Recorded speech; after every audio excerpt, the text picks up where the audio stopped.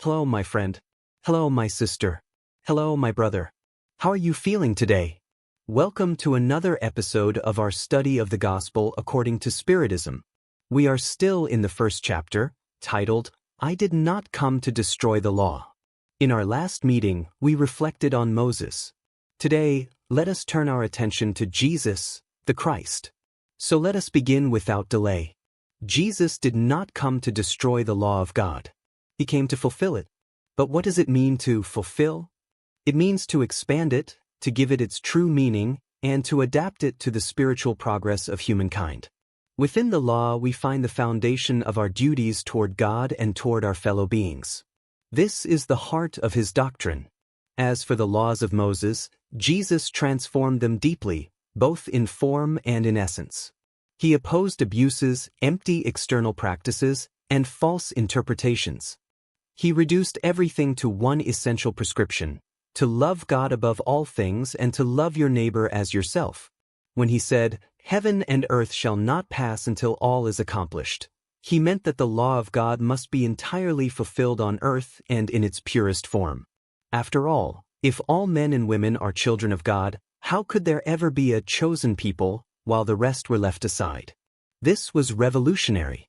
Jesus broke down barriers, united hearts, and presented a God very different from the fearful, contradictory image that prevailed in the time of Moses.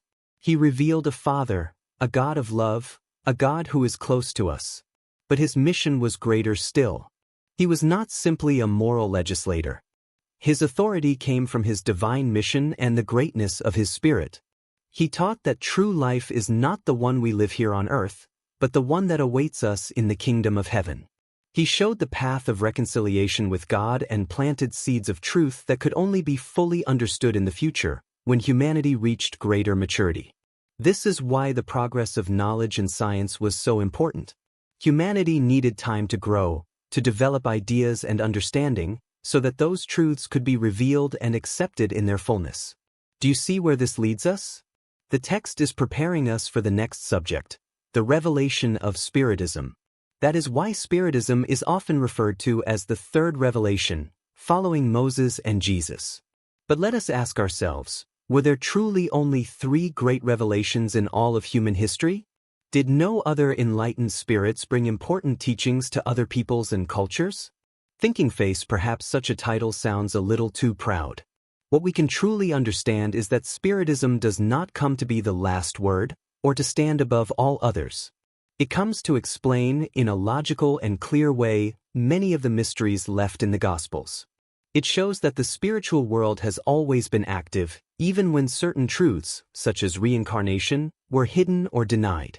Therefore, we do not need to feel special or the only ones who know. It is enough to recognize that Spiritism offers us profound, coherent, and logical answers to many questions of life and the spirit.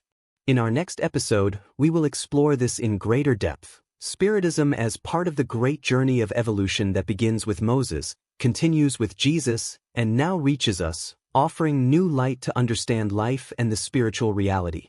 I look forward to sharing this with you. See you soon.